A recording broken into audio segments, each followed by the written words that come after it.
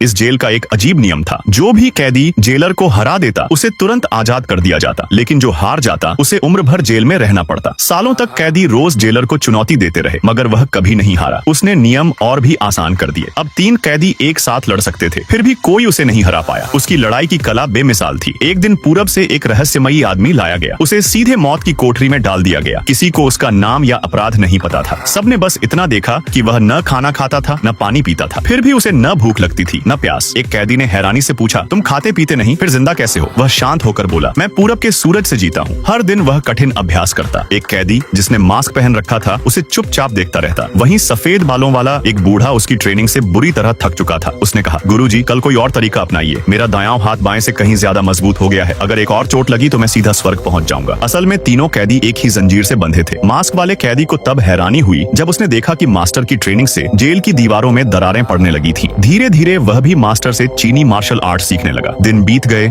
महीने गुजर गए और साल निकल गए। आखिरकार सफेद बालों वाला कैदी मर गया। गार्ड उसका अंतिम संस्कार करने आए। गलती से उन्होंने मास्टर की जंजीर भी खोल दी। मौका मिलते ही मास्क वाला कैदी दौड़ा। उसने मास्टर के साथ मिलकर बाकी जंजीरें भी तोड़ दी। जैसे ही वे भागने लगे, जेलर सामने आ गया, लेकिन वह घबराया नहीं। उसने कहा, 500 साल से कोई यहाँ से नहीं भागा, वापस अपनी कोठरी में चले जाओ। उन्होंने उसकी बात नहीं मानी। सभी दरवाजे खोल दिए, सारे कैदियों को आजाद कर दिया और लोहे की जंजीरें तोड़कर बाहर भागने लगे। तभी जेलर ने मास्टर की जंजीर पकड़ ली। मास्टर समझ गया कि वह बच नहीं पाएगा। उसने जल्दी से मास्क वाले को एक जादुई ड्रैगन लॉकेट दिया और कहा, चीन जाओ, मेरी बेटी को ढूंढो। मास्टर की मदद से मास्क वाला भाग निकला। अब मास्टर अकेला जेलर के सामने खड़ा था। जेलर मुस्कुराकर बोला, मैं इसी दिन का इंतजार कर रहा था। अब तुम मेरे असली प्रतिद्वंदी हो। लड़ाई शुरू हुई। मास्टर ने पहला वार किया। जेलर ने बचकर पलटवार किया। दोनों बराबरी से भिड़े। जेलर ने अपनी कमर में जंजीर बांध ली ताकि कोई और न भाग सके। लड़ाई और भी भयंकर हो गई। कुछ देर बाद जेलर ने मान लिया कि मास्टर उसका सबसे ताकतवर दुश्मन है। वह गंभीर हो गया और हथियार उठा लिए। मास्टर भी एक हेलमेट उठाने लगा। तभी जेलर चिल्लाया, उसे मत छू, यह सिकंदर महान का किला है